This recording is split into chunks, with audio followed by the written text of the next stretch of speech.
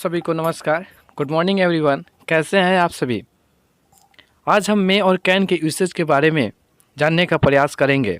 अगर इसकी हम हिंदी मीनिंग का बात करें तो हिंदी मीनिंग सकता है। इसका कंपैरेटिव स्टडी करना इसलिए आवश्यक हो जाता है क्योंकि दोनों का हिंदी मीनिंग सेम ही होता है, लेकिन इनका यूसेज में काफ़ी डिफरेंस होता है। कहीं कहीं ये कैपेसिटी की बात करते हैं तो कहीं कहीं ये पॉसिबिलिटी की बात करते हैं। कहीं इनका प्रयोग परमिशन लेने के अर्थों में होता है तो कहीं परमिशन देने के अर्थों में होता है। प्रयोग हम इनफॉर्मल मैनर के लिए करते हैं तो कहीं इनका प्रयोग हम फॉर्मल मैनर को शो करने के लिए करते हैं।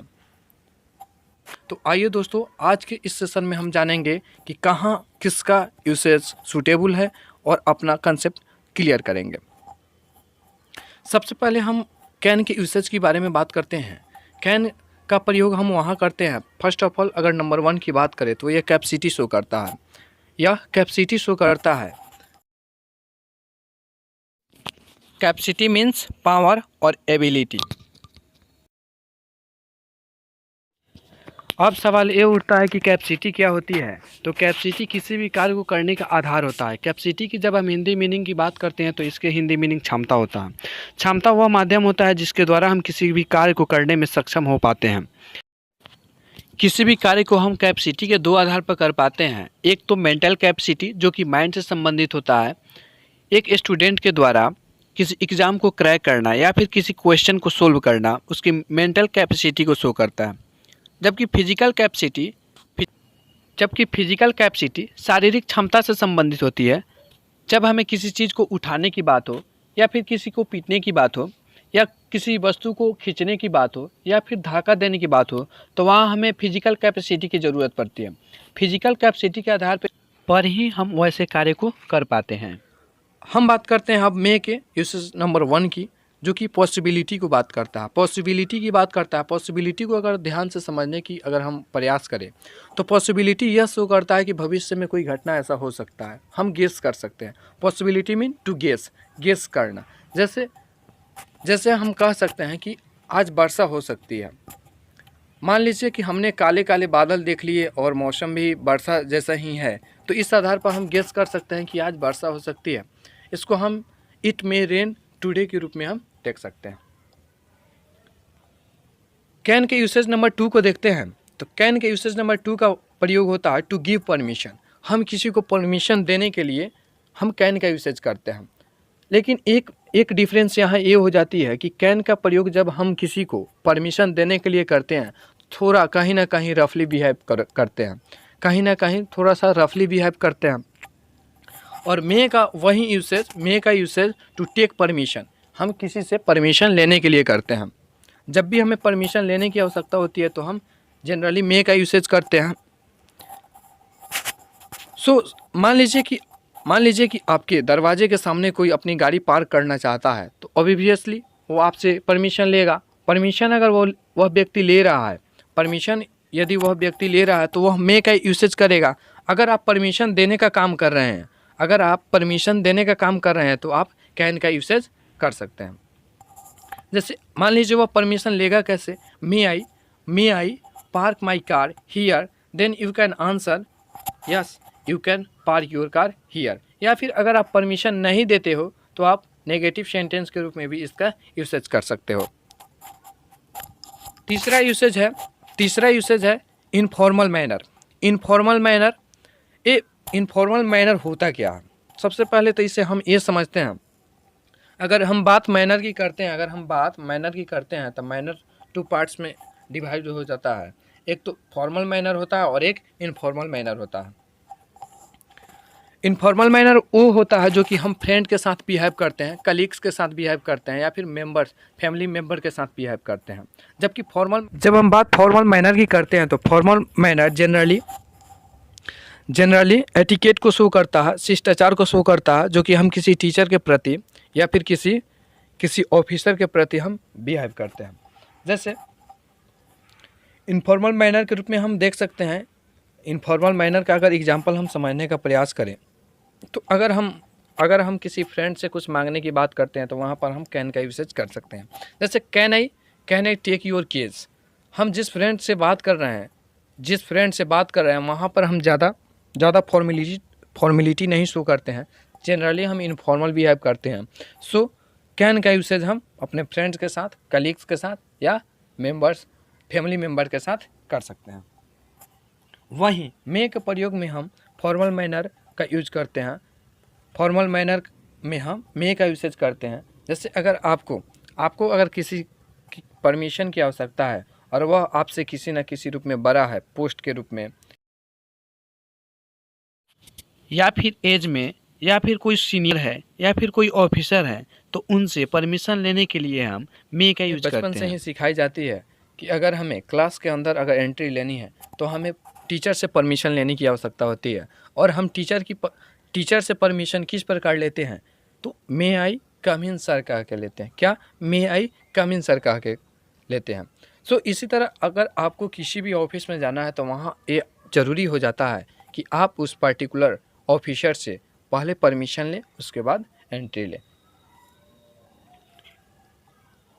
आशा करता हूँ कि यह आपको यह कंसेप्ट समझ में आई होगी। इसको और अच्छे ढंग से समझने के लिए इस पर आधारित कुछ हम प्रश्न को देखें। जैसे क्वेश्चन नंबर 1 है डॉट डॉट डॉट हाई कम इन सर। यहाँ पर परमिशन लेने की बात हो रहा है, तो यहाँ मे का यूसेज सही है। क्वेश्चन नंबर 2 में I dot dot dot solve this question. Question number 2 में है I fill in the blanks solve this question. I है जो किसी क्वेश्चन की सोल्व करने की बात करता है, तो यहाँ जनरली ये मेंटल कैपेसिटी शो करता है। और हमने ये जाना है कि जहाँ भी कैपेसिटी की बात हो वहाँ हम कैन का यूसेज करते हैं। सो यहाँ कैन का यूसेज सही होगा। Question number 3 Chandan fill in the blanks beat him. अगर चंदन नाम का कोई व्यक्ति है, अगर वह किसी को पीटने की बात करता है, तो जनरली यहाँ फिजिकल कैपेसिटी शो कर रहा है, और कैपेसिटी शो करने के लिए हम कैन का यूसेज करते हैं। सो यहाँ कैन का यूसेज सही होगा। 4 number you fill in the blanks go now. You fill in the blanks go now. यहाँ पर अगर कोई ऑफिसर है तो यहाँ मे का यूसेज कर सकता है, क्योंकि ऑफिसर के साथ आप अगर फॉर्मल बिहेव करते हैं तो ऑब्वियसली अगर आप ऑफिसर के साथ फॉर्मली बिहेव करते हैं तो ऑफिसर भी आपको उसी मैनर में बिहेव करता है। सो यहाँ यू मे गो नाउ हो सकता है।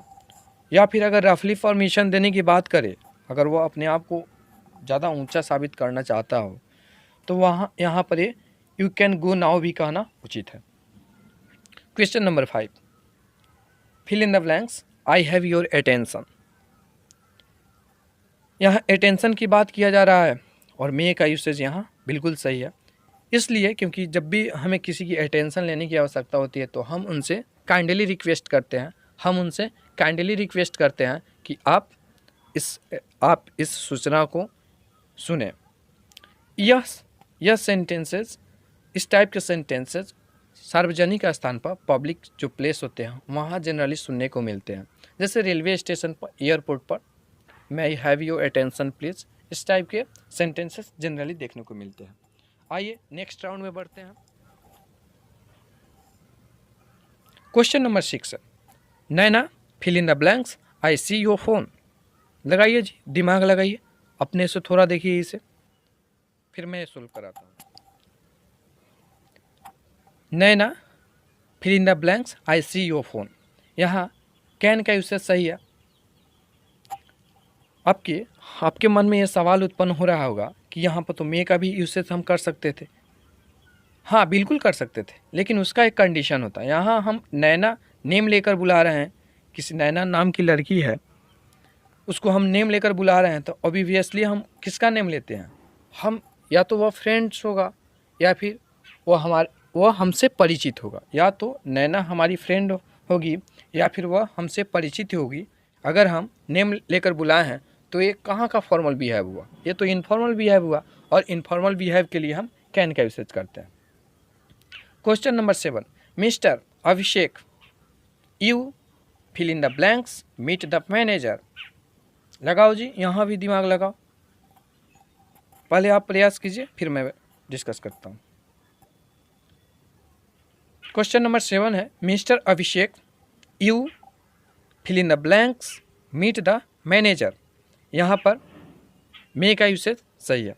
मे का यूसेज इसलिए क्योंकि हम अभिषेक नाम की व्यक्ति को हम रिस्पेक्ट दे रहे हैं, मिस्टर यूसेज किए हैं उसके पहले, और हम जहाँ भी रिस्पेक्ट की बात करते हैं वहाँ फॉर्मल बिहेव शो होता है, और फॉर्मल बिहेव के लिए हम मे का यूसेज करते हैं। क्वेश्चन नंबर 8 है, इट डैश रेन टुडे। हम रेन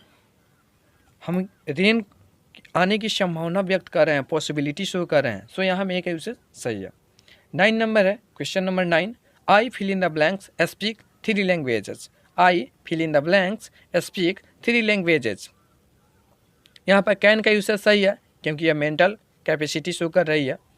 अगर कोई भी पर्सन 3 लैंग्वेजेस अगर स्पीक कर सकता है तो वो उसकी कैपेसिटी हुई। Question number 10, C dash C fill in the blanks lift this box easily. C fill in the blanks lift this box easily. यहाँ कैन का यूसेज सही है क्योंकि यह कैपेसिटी शो करती है। आशा करता हूँ कि आप सभी को यह वीडियो पसंद आई होगी और यह आपकी नॉलेज इम्प्रूवमेंट में काफ़ी हेल्प करेगी। और आज तक का जो आपका कंसेप्ट रहा मे और कैन के यूसेज के प्रति और भी मोर क्लियर हो गया होगा, तो आप अपने से एक्सरसाइज सोल्व करें। अगर आपको यह वीडियो पसंद आई हो तो लाइक कीजिए, सब्सक्राइब कीजिए, अपने दोस्तों के साथ। All the best. Thank you so much to give your time here.